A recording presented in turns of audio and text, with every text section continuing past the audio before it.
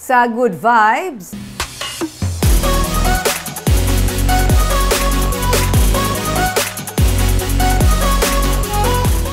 Gindagsa sa mga turista ang Barangay Biao sa Binalbagan sang weekend. Pero may mga ginbilin nga basura. Kay nasang aga ang vlogger nga nagpasikat sa lugar, nagbalik dito kag nagpanilo.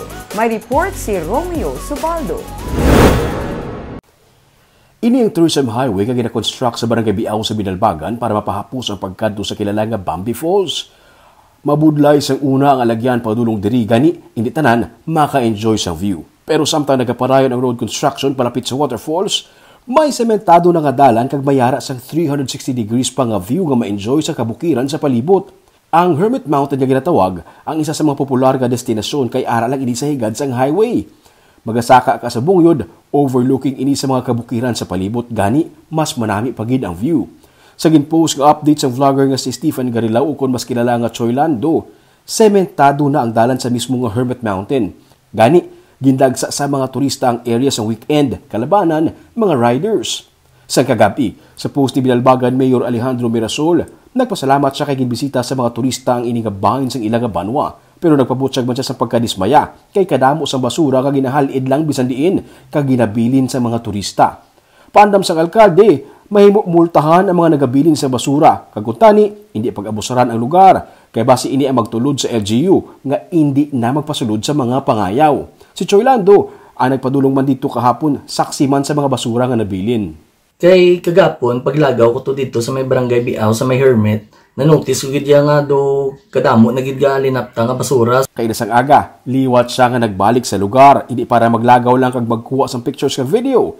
May bitbit sila sang iya nga abyan nga trash bags para kolektahon ang tanan nga basura nga nabilin sa mga turista. Istorya niya, luyag niya ipanawagan sa mga turista nga kuntani, hindi magbilin sa basura, kag siya na mismo ang nagpanguna sa pagtinlo sa lugar. So kagina sang aga, in-message ko nga akong migo, nga ginambalan ko siya nga, may mabalik tato bala sa may Barangay Biao, mang mulot tato basura. So, willing man siya mag-upod sa akon. So nagkadto kami to sang aga, nagdala kami sang mga garbage bag, kag nang limpyo kami dito. Amas manami pagid, kaya mga nagalagaw man dito kay na nag-intra man sa pagpanilo sa lugar. Panawagan niya sa mga luyag magbisita sa lugar, bangin responsable kung ano ang ginadala sa lugar, dalon man pauli.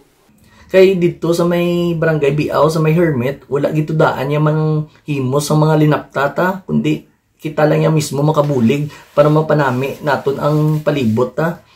So, sa gaplan na mag-visit dito sa may Hermit, be responsible gid kita, kag make sure gid naton nga hindi kita magbilin sang basura dito, idalon tagit puli. Ang magdala sang turista sa lugar ang labing tinutuyo sang tourism highway kag para masaksihan sa mga turista kung ano katahom ang Bambi Falls. Kung mahuman na ang dalan, pahapos na lang para sa mga turista ang pagkadto sa waterfalls nga amo sini katahom.